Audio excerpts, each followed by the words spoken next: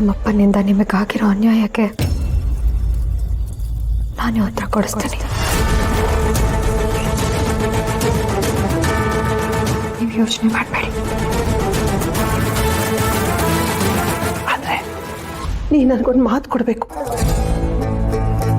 ಮಕ್ಕಳವ ನಿನಗೆ ಹೇಳಿ ಸತ್ಯನ ನನ್ನ ಮಕ್ಕಳಿಗಾಗ್ಲಿ ನನ್ನ ಗಂಡಂಗಾಗ್ಲಿ ಬಿಟ್ಕೊಡ್ಬಾರ್ದು.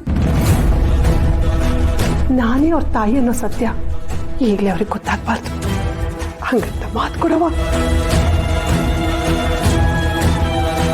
ಅಲ್ಲ ಅತ್ತೆ, ಇಂಥ ಒಳ್ಳೆ ವಿಷಯನ ಯಾಕೆ ಮುಚ್ಚಿಡ್ಬೇಕು?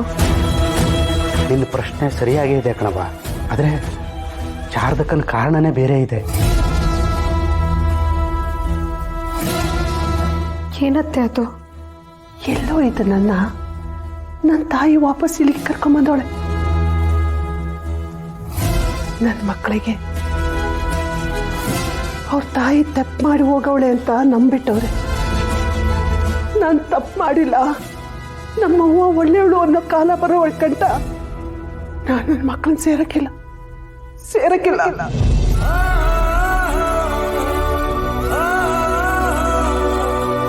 ನನ್ನ ಮಕ್ಕಳಿಗೆ ಈ ಕಳಂಕ ಹೊತ್ತಿದ ಮುಖನ ಹೆಂಗವ್ವ ತೋರಿಸ್ಲಿ? ಹೆಂಗ್ ತೋರಿಸ್ಲಿ?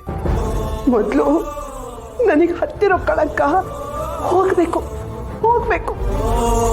ಹಾಗೆ ನಾನು ನನ್ನ ಮಕ್ಕಳನ್ನ ಸೇರೋದು. ಅದನ್ನ ಆ ತಾಯಿ ಮಾಡ್ತಾಳೆ. ಎಷ್ಟು ಮಾಡಿರೋ ಆ ತಾಯಿ ನನ್ನ ಮಕ್ಕಳನ್ನ ನನ್ನ ಜೊತೆ ಸೇರ್ಸಲ್ವಾ? ಸೇರಿಸ್ತಾಳೆ. ಅಲ್ಲಿ ಗಂಟ ನೀನ್ ಹೇಳಲ್ಲ ಅಂತ ಮಾತು ಕೊಡವ.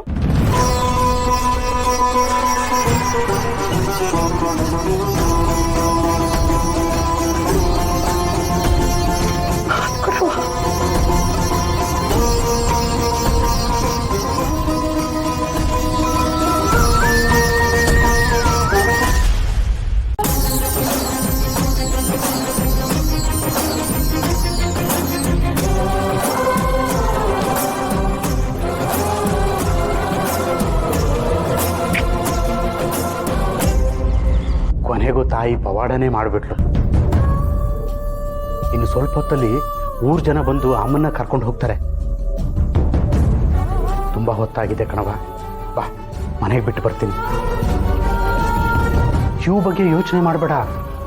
ದೇವಸ್ಥಾನದಿಂದ ಅರ್ಚಕರು ಬಂದು ಮತ್ತೆ ಸ್ನಾನ ಮಾಡಿಸಿ ಪೂಜೆ ಮಾಡಿಸಿ ಕಳಿಸ್ಕೊಡ್ತಾರೆ. ನಾನಿದ್ದೀನಿ ಕಣವ, ಯೋಚನೆ ಮಾಡಬೇಡ.